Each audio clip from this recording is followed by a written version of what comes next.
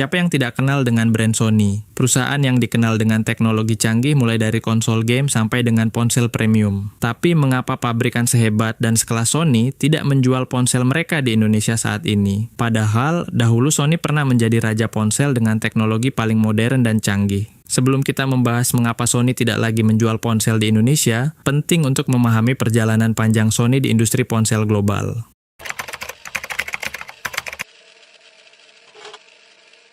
Sony bukanlah nama asing di dunia teknologi. Perusahaan ini didirikan pada tahun 1946 dengan nama Tokyo Telecommunications Engineering Corporation dan hanya beranggotakan sekitar 20 karyawan saat itu. Sony tumbuh perlahan tapi pasti, hingga akhirnya berubah nama menjadi Sony Corporation. Seiring dengan berjalannya waktu, Sony tidak hanya fokus pada produk elektronik rumah tangga. Mereka mulai melebarkan sayap ke berbagai sektor, termasuk musik dan film. Di sisi lain, Sony juga mulai terjun ke dunia ponsel, mencoba bersaing dengan raksasa lain seperti Nokia dan Motorola di era awal mobile phone. Sementara itu, jauh di belahan dunia lain, tepatnya di Swedia, berdiri perusahaan bernama Ericsson. Perusahaan ini awalnya bergerak di bidang reparasi telegraf. Namun seiring berjalannya waktu, Ericsson berkembang menjadi salah satu pemain utama dalam industri telekomunikasi global. Mereka menguasai teknologi jaringan dan sistem komunikasi data, termasuk jaringan seluler, dan menjadi pionir dalam pengembangan infrastruktur telekomunikasi dunia. Tetapi memasuki awal tahun 2000-an, badai mulai menerpa kedua raksasa ini. Ericsson menghadapi kerugian finansial yang cukup berat akibat biaya produksi ponsel yang tinggi dan persaingan pasar yang makin sengit. Mereka mulai mencari cara untuk merampingkan operasi, dan salah satu opsi yang muncul adalah bermitra dengan perusahaan Asia yang punya biaya produksi lebih efisien. Pada awalnya, sempat muncul spekulasi bahwa Ericsson akan menjual unit bisnis ponselnya. Namun CEO Ericsson saat itu bersikeras bahwa ponsel adalah bagian inti dari strategi bisnis mereka. Ia berkata bahwa tidak akan berhasil di bidang jaringan jika tidak memiliki telepon, yang dimana mereka tidak akan bisa membangun ekosistem yang utuh tanpa perangkat keras yang menunjang layanan jaringan mereka. Di sisi lain, Sony yang sudah memiliki pengalaman di industri elektronik juga ingin memperkuat posisinya di dunia ponsel. Maka pada tahun 2001, keduanya sepakat untuk membentuk sebuah perusahaan patungan dengan nama Sony Ericsson Mobile Communications. Gabungan ini dianggap sebagai langkah strategis yang brilian. Sony membawa kekuatan brand, desain, dan pengalaman pengguna, sedangkan Ericsson menyumbang keunggulan dalam hal teknologi jaringan dan infrastruktur telekomunikasi.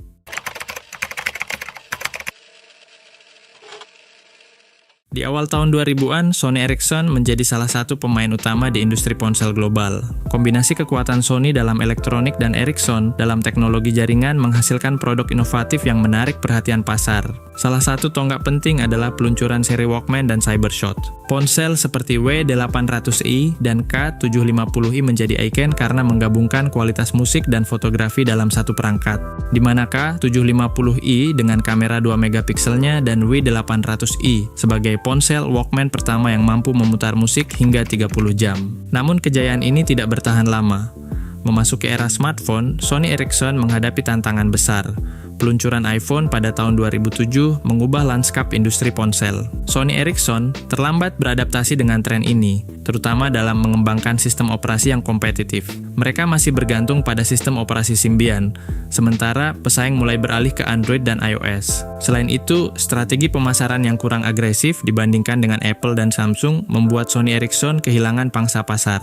Desain ponsel yang konservatif, seperti tetap mempertahankan bezel tebal, membuat produk mereka terlihat ketinggalan zaman. Konsumen mulai beralih ke merek lain yang menawarkan desain lebih modern dan fitur inovatif dengan harga yang lebih kompetitif. Kondisi keuangan perusahaan juga mulai memburuk. Pada tahun 2008, Sony Ericsson melaporkan penurunan laba sebesar 43% dengan penurunan penjualan sebesar 8% dan pangsa pasar turun dari 9,4% menjadi 7,9%.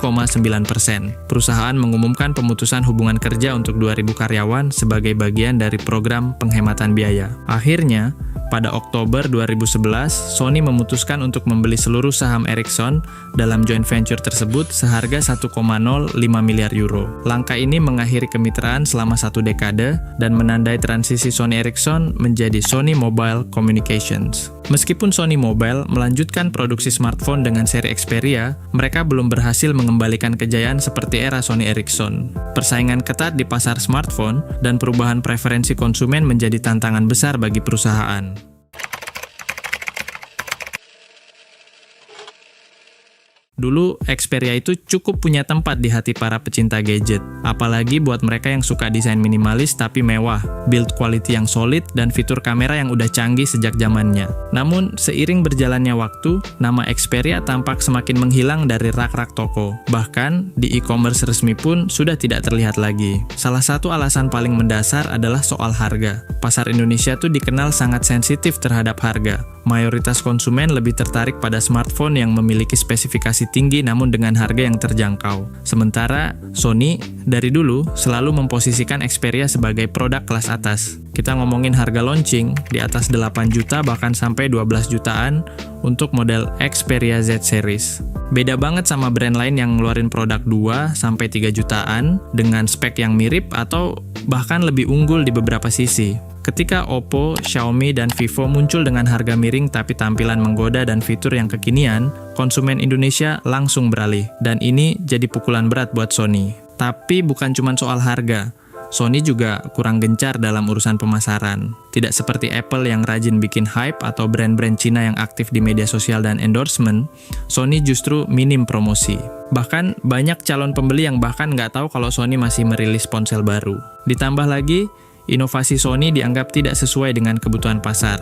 Contohnya sederhana, saat ponsel-ponsel kompetitor berlomba-lomba menyajikan desain bezel tipis yang ramping dan kekinian, Sony masih bertahan dengan desain lama yang punya bezel tebal. Hal ini membuat banyak orang merasa bahwa ponsel Sony terlihat ketinggalan zaman. Tapi bukan cuma itu, ada juga faktor regulasi pemerintah Indonesia.